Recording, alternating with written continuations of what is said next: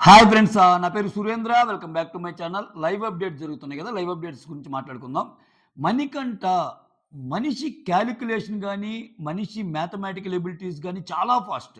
At the same time మనిషి తెలివైనోడే కానీ గుణమే అంటారు కదా, ఆ టైప్లో ఒక 2 ఎగ్జాంపుల్స్ కోట్ చేస్తాను ఇప్పుడు జరిగిన లైవ్లో. చూడండి అసల ఇతను ఎంత అంటే నెగెటివ్ విషయాలు కూడా చాలా బ్రెయిన్ చాలా షార్ప్‌గా పనిచేస్తాయి. పాజిటివ్ విషయాలు కూడా బ్రెయిన్ షార్ప్‌గా పనిచేస్తాయి. నెగెటివ్ విషయాల్లో బ్రెయిన్ షార్ప్‌గా పనిచేసినప్పుడు, డామినేట్ చేసినప్పుడు ప్రేక్షకులకి దూరమయ్యే ఛాన్స్ ఉంటది. సో, ఈ గేమ్ అయిపోయాక ఏది టైర్స్ గేమ్ జరిగిద్ది గదా! సింపుల్‌గా 10 నిమిషాల్లో కంప్లీట్ చేయాలని చెప్తారు. నైనికా సంచాలక్‌కు ఇటు నుంచి విష్ణు, ఇటు నుంచి నిఖిలు పోటీ పడతారు. పోటీ పడ్డాక వాళ్ళకక్కడ తాళాలు పెడతారు. ఆ కీ తీసుకొని స్విమ్మింగ్ పూల్‌లోకి దూకి ఒక బాక్స్ ఉంటది. 2 పక్కల 2 తాళాలుంటాయన్నమాట. అంటే ఆ 2 తాళాలకి 2 కీస్‌తో రావచ్చు. లేకపోతే ఒకే కీస్‌తో 2 తాళాలు రావచ్చు. ఎట్లయితేనేమి ఆ ఓపెన్ చేసాక టైర్స్‌ని ఒక పర్టిక్యులర్ ప్లేస్ నుంచి రోల్ చేస్తా అక్కడ ఉంచాలి. 10 నిమిషాలు ఇది ఇంపాసిబుల్ టాస్క్. అసలు టైర్సే ఓపెన్ కావడం కష్టం. టైర్స్ ఓపెన్ అయ్యి అక్కడ ఏయటం కష్టం. ఈ టాస్క్‌లో నిఖిల్‌కి ఒకే తాళానికి 2 ఓపెన్ అయ్యేటట్టు ఇచ్చాడు. విష్ణుప్రియకి మాత్రం ఒక తాళం ఓపెన్ అయింది. రెండోది ఓపెన్ కాలా. బట్ విష్ణుప్రియ ముందు ట్రై చేసింది కదా! సూపర్ అంటా నేనైతే. ఎందుకంటే అది చాలా ఇంపార్టెంట్ గదా! సో, చాలామంది వాటర్ గదా! వద్దులే ఏమెళ్తాం వాటర్ టాస్క్‌లు నేను ఆడను అంటారక్కడ. యష్మి నాకు భయం అంటది. తర్వాత సీత కూడా నాకు కష్టంలే అంటది. మణికంఠ నాకు గివ్ అప్ అంటాడు. సో, అటువంటి టైంలో గెలవటం, ఓడటం గాదు. ప్రయత్నం చాలా మంచిగా అనిపిస్తాయి గదా! సో, సూపర్ అనిపించింది. టై అయిపోయింది. 10 నిమిషాల్లో అది గెలవటం కష్టం. అయిపోయాక ఆల్రెడీ 12 మంది గదా! 12 మందికి 12 టాస్కులు పెడితే కాలిక్యులేషన్ అనేది జరుగుతుంటది. అయితే ఇక్కడ అందరూ నిఖిల్‌కి ఎక్కువ సపోర్ట్ చేస్తా ఉంటారు. బట్ మనీ మాత్రం విష్ణుప్రియ అంటానే ఉంటాడు. అయితే ఇక్కడ లాస్ట్‌లో ఇప్పుడు నేను వీడియో చేసే ముందు గూడా ప్రేరణ, యష్మి ఒక డిస్కషన్ అవుతా ఉంటది. మణికంఠ గురించి డిస్కషన్ వచ్చినప్పుడు ఆడు చాలా తెలివైనోడు, మంచోడే అనిపిస్తాడు. వాడు ఒక్కోసారి మాత్రం గేమ్‌లో సర్వైవ్ అవ్వటానికి ఏదేదో ప్లే చేస్తాడు. ఆ మంచితనం కంటే ఆ డబ్బాతనం అంతా తెస్తాడు అని అంటది ప్రేరణ. సో, కానీ వాడు మనిషి మంచోడే అన్నట్టు మాట్లాడుకున్న సెన్స్ అనేది ఎందుకంటదంటే, సో చూడు విష్ణుప్రియకి వాడు సపోర్ట్ చేస్తా విష్ణు గెలవాలి అంటాడు. అది బాగా నచ్చింది అన్నట్టు చెప్తాడు. సో దానితో పాటు విష్ణు మ్యాథమెటికల్ లాజిక్ సారీ తిను మణికంఠ మ్యాథమెటికల్ లాజిక్ మాట్లాడుకుందాం. అట్ ద సేమ్ టైమ్ అసలు వాళ్ళ స్టెప్ డ్యాడీ గురించి ఆయన కన్వర్జేషన్‌లో మాత్రం ఖచ్చితంగా నేనైతే తప్పుపడతా మనీని. ఎందుకో చివరిదాకా చూడండి ఈ వీడియో. రైట్. ఇప్పుడేంటి మొత్తం మీద 12 టాస్కులు పెడతారు గదా! ఒకటి మాత్రం నిజం. ఆ హౌస్‌లో అందరికంటే చాలా షార్ప్‌గా, చాలా ఫాస్ట్‌గా పనిచేసే బ్రెయిన్ మాత్రం మణికంఠది. ఇది మాత్రం 100% కరెక్ట్. అంత తెలివితేటలు ఎవరికీ లేవు. మణికంఠ కాలిక్యులేషన్స్ అంత తెలివితేటలు. సో, మొత్తం 12 టాస్కులు కదా! 12 మందికి పెట్టబోయేదనేది ఈళ్ళ అజంప్షన్. ఈళ్ళ అజంప్షన్ మొత్తం 12 టాస్కులు పెడితే ఎలా ఉంటదని. సో, ఆల్రెడీ నిన్న 5 అయిపోయినాయి.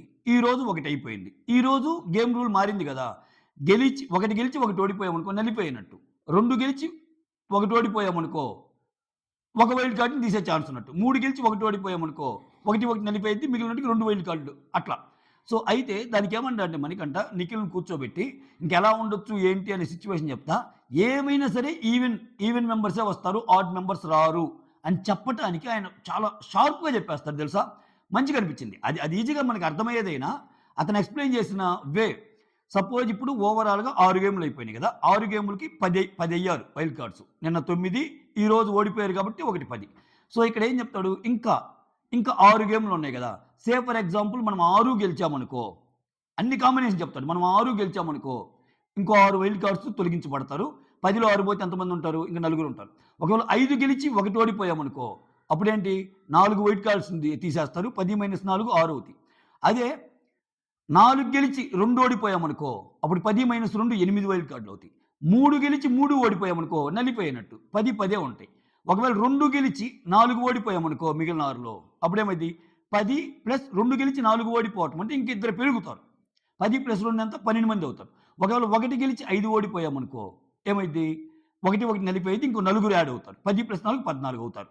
సో, లీస్ట్ 4 హైయెస్ట్ 14 ఎట్లైనా సరే ఈవెన్ నంబర్ ఉంటది. ఎట్లైనా ఈవెన్ నంబర్ ఉంటది అన్నట్టు టక చెప్తాడు.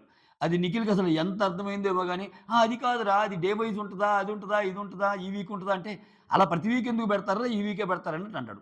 చూడండి ఎట్ అంటే అందరూ గేమ్‌లో వైల్డ్ కార్డ్‌లు ఎంతమంది రావచ్చు, ఎలా రావచ్చు అనే దాన్ని ఆలోచిస్తుంటే, కాలిక్యులేషన్ పరంగా ఎలా అయినా ఈవెన్ నంబరే వస్తదనే ఒక ఈక్వేషన్‌ని డిరైవ్ చేసిన మణికంఠ లాజిక్‌కి అది మనకైనా అర్థమైద్ది. కొంచెం ఆలోచిస్తే. బట్ అంత ఫాస్ట్‌గా చెప్పిన మణికంఠ లాజిక్ ఎంత ఫాస్ట్‌గా చూడండి. రైట్? దానికి మాత్రం వావ్! అంతే. అయితే ఇట్లా ఎవరు థింక్ చేయలేరక్కడ. అంటే ఆయన గేమ్ ఈక్వేషన్సే గాదు. ఆయన మనుషులతో ఆడేటప్పుడు పర్సనల్ ఈక్వేషన్స్ గాని అట్లానే ఉంటాయని చెప్పడానికి ఆన్ ద అదర్ సైడ్ ఇంకో ఎగ్జాంపుల్ చెప్తా. ఆ! ఇదే దీంట్లో ఏం జరిగింది? మణికంఠ, ఆదిత్య అక్కడ కూర్చొనుంటారు. కూర్చొనుంటే దీనికంటే ముందు సీన్ ఒకటి చెప్తాను. నిన్న జరిగిన సీను. నిన్న అర్ధరాత్రి ముచ్చట్లు కవర్ చేశానో లేదో ఒక ఒక ఒక పాయింట్ ఉంటది. ఏంటంటే విష్ణుతో మాట్లాడతా విష్ణుతోటో, నైనికాతోటో మాట్లాడతా, నా పని అయిపోయిందసలా. ఎప్పుడైతే ఆదిత్య గారు సేవ్ అయిపోయారో ఖతం నేను అయిపోయాననుకున్నాను. ఎందుకంటే ఆదిత్య, సోనియాలో సోనియాని ఎక్స్‌పెక్ట్ చేయలే ఆయన. ఎళ్తే ఆదిత్య ఎళ్ళిపోతాడు. అటువంటి ఆదిత్యనే ఎళ్ళిపోయాడంటే ఇంక మిగిలింది సోనియా, నేను. ఇంక నేనే ఎళ్ళిపోతాను అన్నట్టు అనుకున్నాను. గుండెలు డగ్ డగ్ డగ్ డగ్ డగ్‌లాడినియి. ఇదొకటి చెప్తున్నాడు. గుండెలు ఎలా అదిరిపోతాయి తెలుసా బిగ్ బాస్? గుండెలు అదిరిపోయినియి బిగ్ బాస్ అన్నట్టు చెబుతుంటాడు కదా! సో, అంటే ఆదిత్య వీక్ క్యాండిడేట్ అనేది ఇతని మైండ్‌లో ఉంది. ఇంకొకటి చూడండి ఇతను అవసరం కోసం మనుషులతో ఎలా మాట్లాడతాడో, ఒకసారి ఆదిత్య మీద కమెంట్ చేస్తాడు. ఓల్డ్ అంటే కొన్ని రోజులు కొన్ని 1, 2 వారాల ముందుకెళ్తే, ఆదిత్య గారు నాతో ఉంటానే "నీకేదన్నైతే నాతో చెప్పమ్మా, నీకేదన్నైతే నా దగ్గరికి రామ్మా, నీకేదన్నైతే నాకు కొంచెం చెప్పమ్మా" అంటారు. అంటే నా ఎమోషన్ ఆయన వాడుకోవాలని చూస్తా ఉంటాడు. సో, అది ఎట్లా అంటే నా నుంచి ఆయన లబ్ధి పొందడానికి అన్నట్టు చెప్తుంటాడు. బట్ మామూలుగానే ఆదిత్య కొంచెం మణికంఠకి సేఫ్ నామినేషన్ వేస్తే చాలా చెప్తాడు. "అరే! నీ గేమ్ ఇదిరా, నీ గేమ్ ఇదిరా" అని మొత్తం చెప్తాడు. అయితే వాళ్ళిద్దరు కూర్చున్నప్పుడు జరిగిన సంభాషణ చూడండి. ఏమన్నా అంటే ఫస్ట్ టాపిక్ ఏమొస్తుందంటే, "అన్నా అమ్మ మీద పాటలు రాశారు గానీ, నాన్న మీద పాటలు లేవేంటన్నా? ఈ లోకంలో ఈ ప్ర అదే ఈ ఈ ప్ర ప్రెజెంట్‌లోనే" "లేదురా లాస్ట్ 10 ఇయర్స్ నుంచి ట్రెండ్ మారింది. నాన్న మీద కూడా పాటలొస్తున్నాయిరా బాగా. సో, నాన్న మీద కూడా పాటలున్నాయిరా" అన్నాడు. నేను ఆల్రెడీ మణికంఠ వ్యక్తిత్వ విశ్లేషణ చెప్తా ఒకటి చెప్పా. ఏంటి? ఇతను ఫస్ట్ ఒక డైలాగ్ ఏస్తాడు. ఆ డైలాగ్ నుంచి ఈక్వేషన్స్ ఉంటాయి. అది మంచిగా అంటే ఎటు తీసుకెళ్ళాలి, చెడుగా అంటే ఎటు తీసుకెళ్ళాలి. దాన్ని బట్టి గేమ్ ఆడతాడు. సో, ఈ టాపిక్ ఎందుకు ఎత్తాడంటే, చిన్నగా దాని నుంచి తీసుకెళ్ళి డ్యాడీ మీద కూడా పాటలున్నాయి అన్నందుకు, అప్పుడు దీంతో చెప్తాడు. ఎవరితో? ఆదిత్యతో. "అన్నా నువ్వు బయటికెళ్తే మాత్రం మా డ్యాడీకి చెప్పు. మా స్టెప్ డ్యాడీకి నేను చాలా ఆయన్ని అపార్థం చేసుకున్నాను. చాలా అంటే చాలా అంటే ఆయన విషయంలో నాదే తప్పు. చాలా మంచి ఆయన ఆయన. నా కోసం చాలా చేసినా నేనే ఇది జేశాను. సో, నేనిప్పుడు కన్వే చేయాలనుకుంటున్నాను. ఆయన నాకు కావాలి" అన్నట్టు చెప్తాడు. సో, ఇది గుర్తుపెట్టుకోండి. ఆయన నాకు కావాలి అన్నట్టు చెప్తాడు. షూర్‌రా, షూర్‌రా అన్నట్టు ఆయన అంటాడు. మళ్ళా వెంటనే చూడు. మళ్ళా వెంటనే ఓకే. నేను ఈ మాట చెప్పానంటే, నువ్వు వెళ్ళిపోతే కదా ఫస్ట్ నువ్వు మా నాన్నకి చెప్పాల్సింది. ఎంత కాన్ఫిడెన్స్ ఉంది. అంటే నేనెళ్ళిపోతాను నువ్వుంటావని నీకు అంత నమ్మకం రా అని ఆదిత్య అనుకునే ఛాన్స్ ఉందిగా. వెంటనే ఏమంటా అంటే, "అన్నా ఇది నువ్వెళ్ళిపోతే ఏమో నేను గూడా ఎళ్ళిపోయే ఛాన్స్ ఉంది. సో, నేను వెళ్ళిపోతే నేనే చెప్పుకుంటాను మా డ్యాడీకి" అన్నట్టు అంటాడు. మా డ్యాడీకి అన్నట్టు అంటాడు. సరేరా అన్నట్టు అంటాడు. ఇక్కడ చూడండి మణికంఠ. మణికంఠ ఎంత డేంజర్ గేమ్ అంటే ఒక రిలేషన్స్‌తో ఎంత డేంజర్ గేమ్ ఆడుతున్నాడో అది ఉండొద్దు. అది చాలా తప్పు.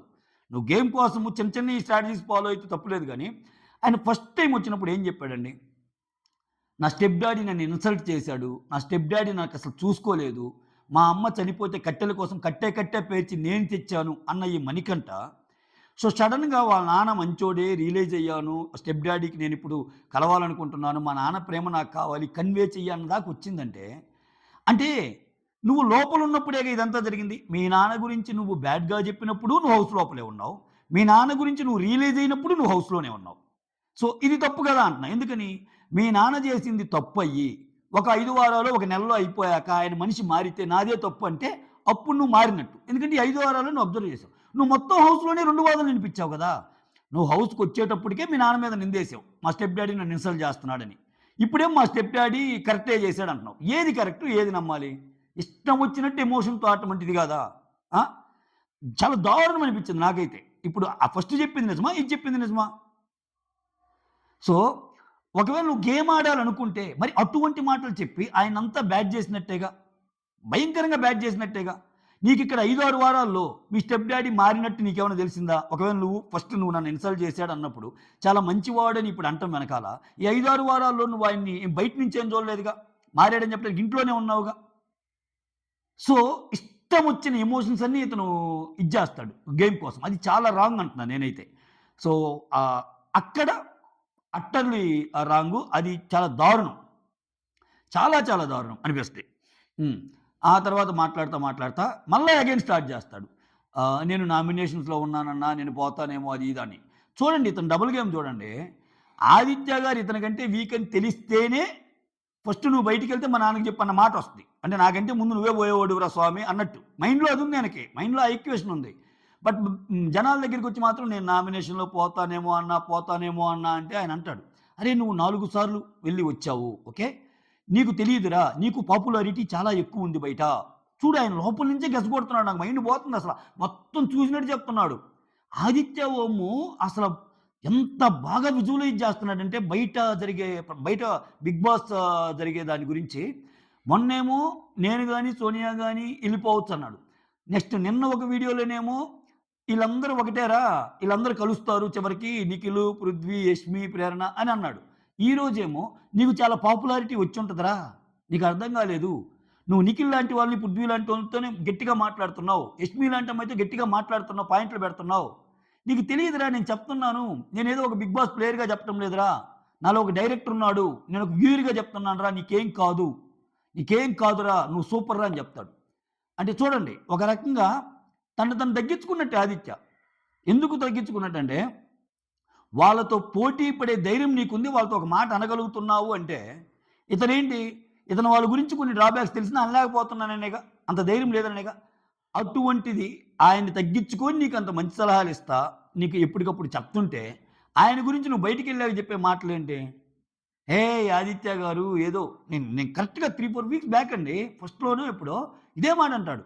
ఆదిత్య గారు తన ముందుకెళ్ళటానికి నా మీద ప్రయోగిస్తుంటాడు. నాకది నచ్చదు అంటాడు. So, it is very, very bad గదా! అటువంటప్పుడు నీకు మనశ్శాంతి కావాలన్నా, నిన్ను ఓదార్చాలన్నా ఒకరు కావాలి. అందరికి అర్థమైపోయింది. నిన్ను ఓదార్చడానికి కూడా ఎవరికన్నా రావాలంటే కష్టం. పాపం ఆ విష్ణు ఏదో పాపం తింగరబుచ్చి పిచ్చిది కాబట్టి నిన్నేదో నమ్ముతుంది గట్టిగా. ఆల్రెడీ ఒకసారి దెబ్బేసినా గాని. సో, మళ్ళా నువ్వు దెబ్బేయవని గ్యారంటీ కూడా లేదు. ఆ! ఇటువంటి విషయాల్లో, ఈ ఎమోషన్ విషయాల్లో, ఈ గేమ్ విషయాల్లో ఎంతకైనా ఒక ఎక్స్‌ట్రీమ్ లెవెల్‌కైనా ఎళ్తాడు చూసావా? అది చాలా డేంజర్ అనిపిస్తుంది. సో, ఒక ఒక ఒక ఒక పద్ధతి ఉంటది గదా! దేనికైనా మనం ఒక మోటో ఉంటది. ఒక పద్ధతి ఉంటది గదా! చూడండి ఈ ఎగ్జాంపుల్‌లో నాకెలా అనిపిచ్చాడు, ఆ ఎగ్జాంపుల్‌లో అలా అనిపిచ్చాడు. సో, అందుకే చెప్పేది మనీకి యునానిమస్‌గా తప్పు అనేవోళ్ళు లేరు మనీని. మనీ యునానిమస్‌గా కరెక్ట్ అనేవోళ్ళు లేరు. నేను అందుకే మణికంఠ విషయంలో 2 చెప్తుంటా. ఏది? మణికంఠ విషయంలో మనిషి తెలివైనోడే, మనిషి మంచోడేరా పాపము. చూడు మనకే గాదు. ఆ లోపల ఉన్న వాళ్ళు గూడా అదే టాక్. ప్రేరణ, యష్మి గూడా అదే మాట్లాడుకుంటున్నారు. ఆ! మిగిలినోళ్ళు గూడా వాడెప్పుడు ఎలా ఉంటాడో తెలీదు. ఒక్కోసారి బానే ఉంటాడు అన్న యాంగిల్ ఒకటుంది. గేమ్‌లోకొచ్చేసరికి ఎలా తీసుకెళ్తాడన్న యాంగిల్ ఒకటుంది.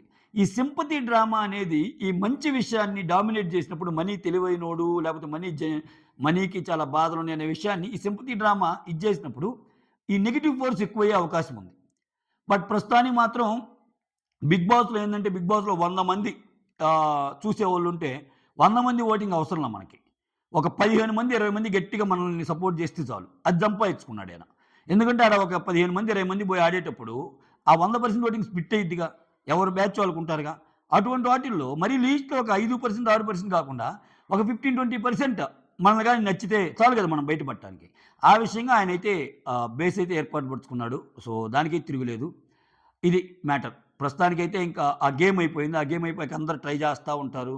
ఇది చాలా కష్టము, ఇది చాలా కష్టం అన్నట్టు అనుకుంటారు.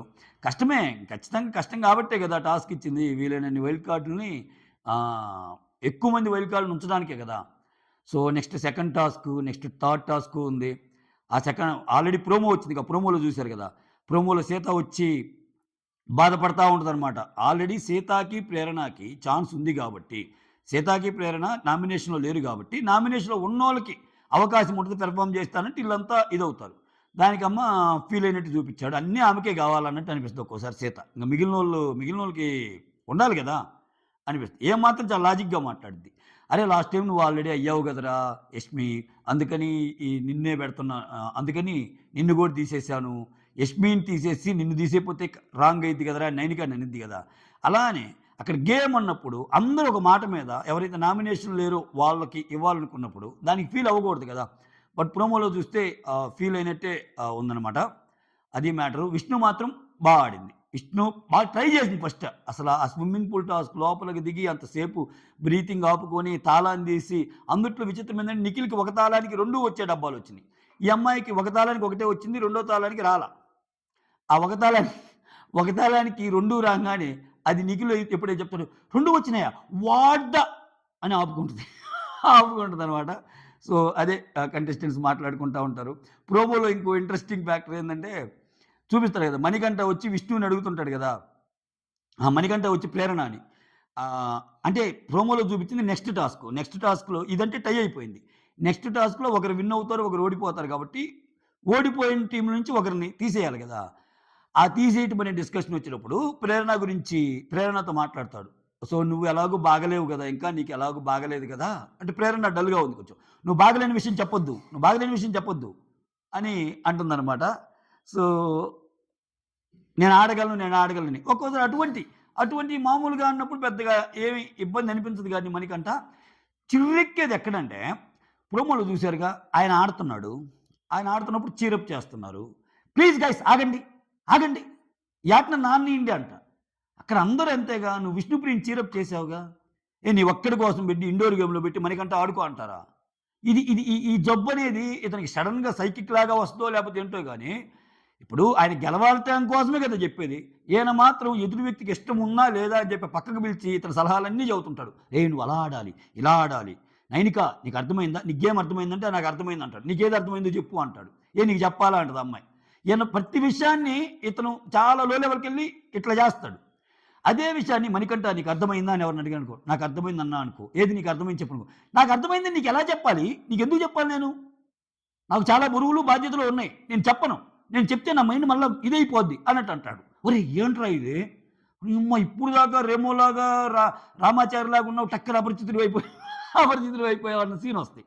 ఇయే త ఎదుటి వాళ్ళ విషయాల్లో ఒకలాగా, ఇతని విషయాల్లో ఒకలాగా ఉంటాడు చూసావా? అది జనాలు తీసుకోలేరు. అది కంటెస్టెంట్ తీసుకోలేరు. చూసేయడానికి మనకు కూడా ఆడ్‌గా అనిపిస్తది.